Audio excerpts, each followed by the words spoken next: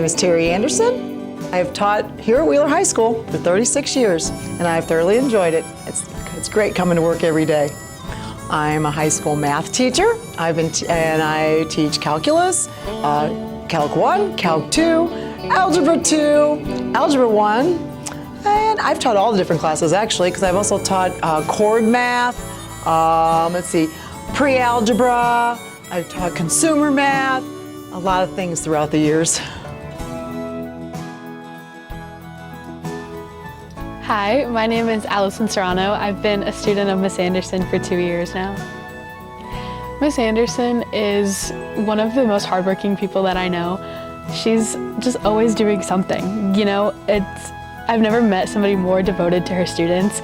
You'll walk in during her plan hour and there's 30 kids all on the whiteboards. Like, it looks like a real class is going on. She never stops thinking about calculus, like truly. You'll walk in, she's got her binders everywhere, and she's always willing to help you, like no matter how dumb your question is.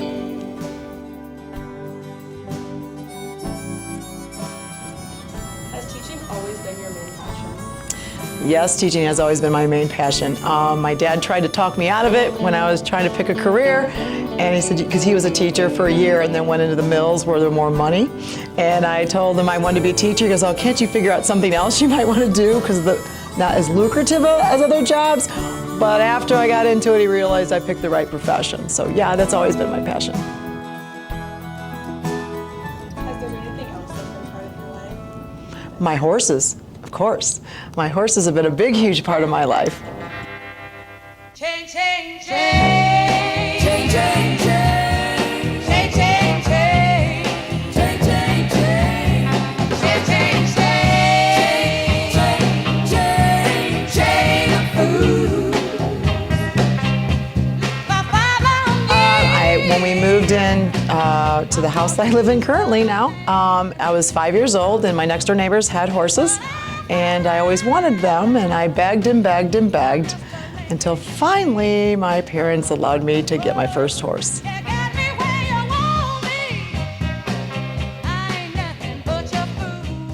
you first get involved with showing horses? I started in 4-H when I was 8, and then I started showing at the Arabian horse shows when I was 12.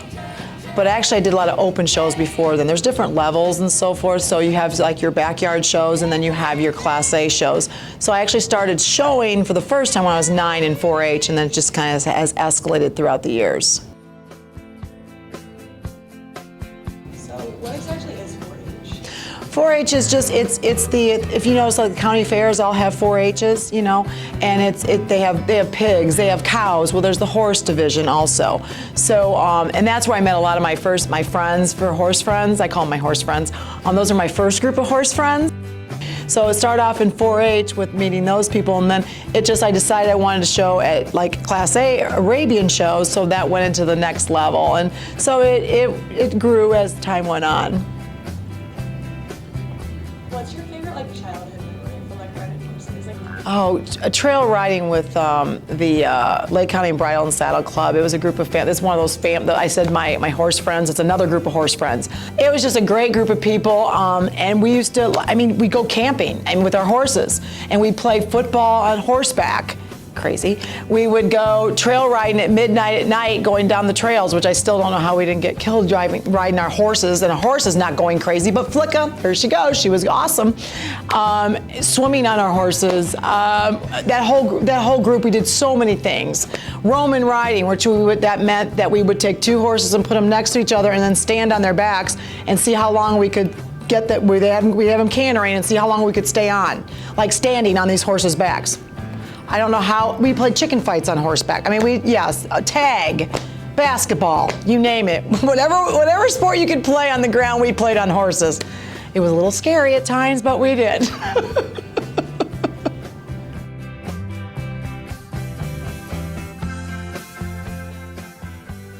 Miss Anderson talks about her horses in class all the time. I think that's horses and calculus are her 2 passions in life, but she's not talking about one, she's talking about the other. She never misses school, like she misses 2 days a year, and when she does, it's to hang out with her horses. I always tell her that she's horsing around.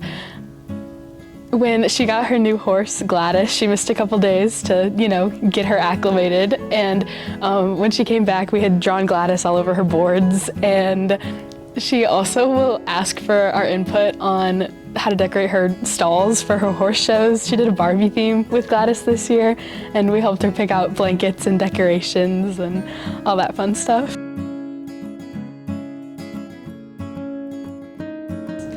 My first horse was Geronimo, and I had him for only 9 months because he was so old when my parents bought him. I rode him around bareback with a piece of twine around his neck, and that's how quiet he was. And he died 9 months later, which is very sad.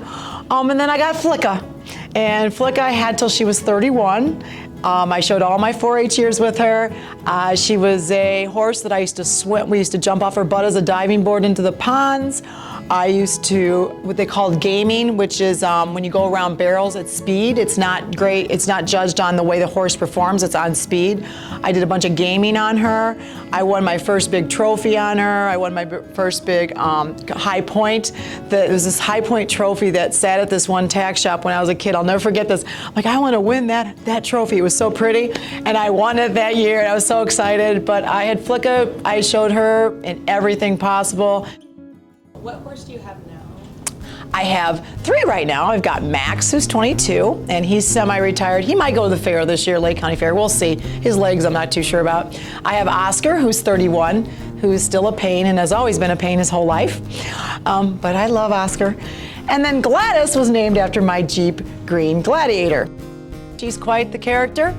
That's why I got my spurs on my boots, because Gladys is a little bit lazy, but she's been a lot of fun. I've enjoyed her, and she's my new experience, and she's 10, so she just turned 10, so I'll have her for a while to show. So, and she's been a delight. I've enjoyed her.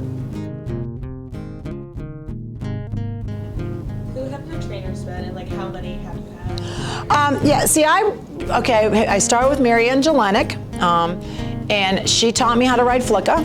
And so then I rode a bunch of different horses with her, and then I went, Mac Elwood, I bought my one horse Perky from him, and he taught me I worked with him, and I showed some horses, and actually he worked for Mr. Wally Alvarez, the lawyer. He worked at his farm, and so I rode out of that farm for several years. And then Bob Wise is the one I helped me with Cruiser when I got Cruiser, and that was in 2002. I got Cruiser. That was my dream horse. He was the horse that I was going to do everything on, and he ended up having a leg issue, of course, a year later, but that's okay. He still lived in my pasture till he was 31. And then recently, for the last 20 years, it's been and she's one of my best friends also, and it's Tammy Hockey, and she's helped me a lot. I mean, she's the one I finally got my top 10 at nationals with and everything, and we're client and trainer, but we're more like sisters because we argue just like sisters. So, but we work well together, and she's helped me out a lot. My name is Tammy Hockey, and I am a horse trainer. So Teri, I started as being Teri's horse trainer, but we've been best friends for a long time now. She is like my little pit bull, and over 20 some years, I think. I don't know, Teri would know better, but I lose, of course, she's the math person, right? So I lose count of years. But we've become best friends through the horses. When we first met, Teri called me on the phone, and I did remember seeing her horse at a horse show. She called me to interview me for training, and I think we were on the phone I'm sure an hour, if not more, the very first time we spoke. So, and it's just gone on from there. How would you say that your trainee-trainer relationship is different than the typical one? She sasses me back all the time. She can take some instruction, but then she yells back at me. So even when she's been showing her horse in a class, I told her to do something, and she turned around and yelled at me, and the people, in a fun way, and the people next to me were like, oh my gosh, she just yelled back at you. I'm like, it's all good. We do it all the time. people don't know how to take us sometimes, but it's all good. Oh boy, what's my favorite memory with Tammy? Oh my goodness. Oh, I have lots of memories with Tammy, but the funniest one is when we were at Nationals a couple years ago, and we had practiced with this one bit, and it's a horse, it goes in the horse's mouth. I'll make sure everybody understands that. And I rode in it, and the horse didn't like it, and I knew it. So I'm riding this horse, Ophi. It's one of the ones I leased, and I loved him too. And I'm working him, and she comes down to the arena, and she has this other bit in her hand, and I'm like, I'm not riding in that bit. And she's like, well, we need to try this. I'm like, no, I'm not. And so we got a little discussion. And the funny thing is, everybody around was laughing because they couldn't believe that we were like I was talking to her because she's my trainer, and I'm not supposed to talk to her that way. And she's not really supposed to talk to me that way because I'm a client, but we didn't care because I'm arguing with her. And so we were cracking up about it. What was your favorite competition with her? Favorite competition with Teri? We've had so many over the years, but probably one of the best is we were at Nationals. We'd been there several times. She'd been going to Nationals since she was a kid. And she came out of the class. They'd already told us who was top 10, and she did not know. And she came out, and I just shook my head, no. You know, she didn't make it. And they announced her name, and I have the best picture ever when they announced her name, how excited she was and crying. And it was just, it was really special.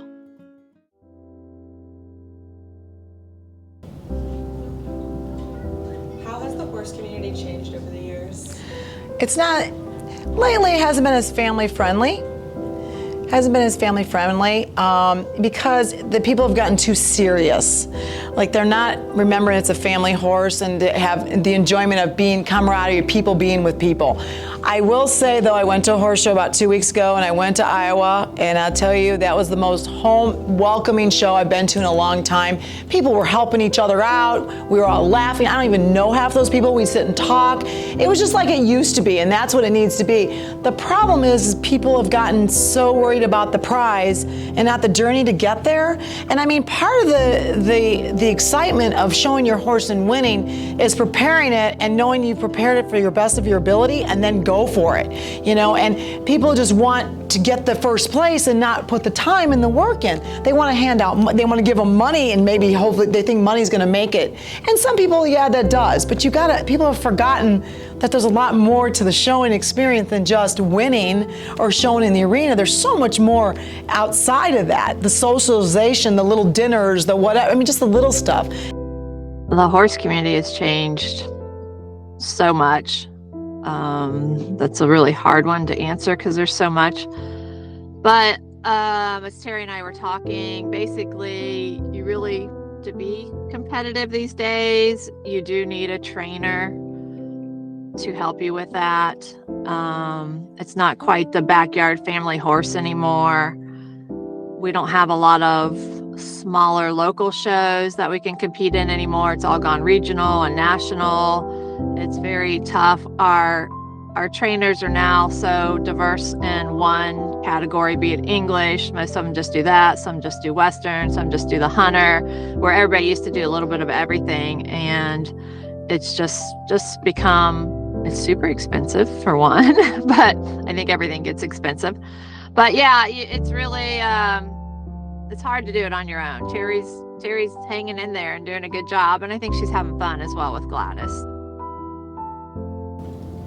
How has this change in the community affected your enjoyment of this sport? It has, but you know what, I always have to remind myself why I do it.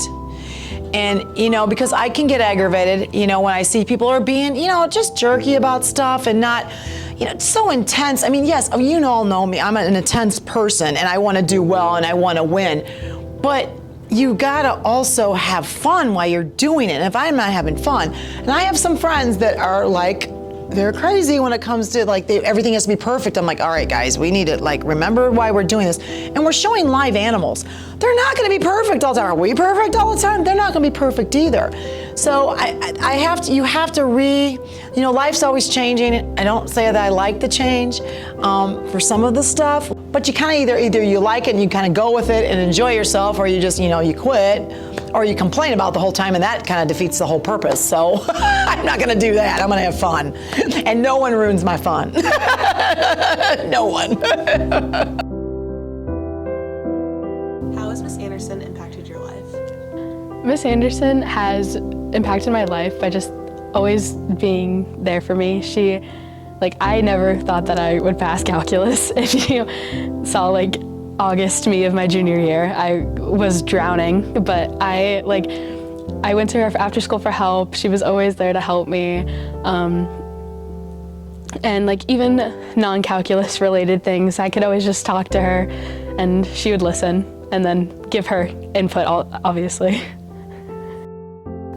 Miss Anderson is just so devoted to everything that she does, both teaching and her horses. You can just tell how much she cares. And it's inspiring to see somebody passionate and successful in two completely different fields. What kind of effect has showing horses had on your life? It's taught me how to compete. It's taught me perseverance. It's taught me to learn what I need to work on, camaraderie, also how to win, how to lose. I mean, I learned that, when I was a little kid.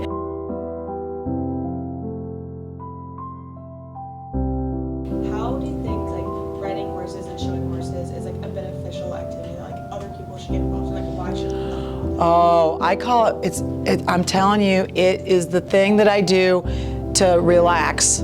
It actually, working with a horse is if I get wound up at school or whatever, something doesn't go right at work or whatever, I can go out to my horse and I can go out there, brush. And I mean, animals are really a good healer, to help you get through things. And honestly, you can talk to them and they listen because they have to. And they do, they teach you a lot of that responsibility. The only thing is you gotta be careful is if you are having a bad day, you don't take it out on the horse, that's the thing. And I don't, if I'm really having a rough day, I know better than to go out and ride Gladys. I will go out and brush her, but I know that's not the day, because what's gonna happen is I'm gonna pick a battle with her, and then I'm gonna be mad at her for no reason, and I've picked the battle. So it does teach you, just responsibility, and animals always help you out. I don't care what anybody, that's why they have the emotional support dogs and all these animals and stuff, any animal. So I call my horses are my emotional support animals. They really are. And it's really the one thing I can just get away from everything and just go out and ride my horse. And just look at everything and just relax until I show, and then I'm a little intense. Because I want to win. And it's been the ruin of many a poor boy. In God, I know I'm one. That's so big, girl.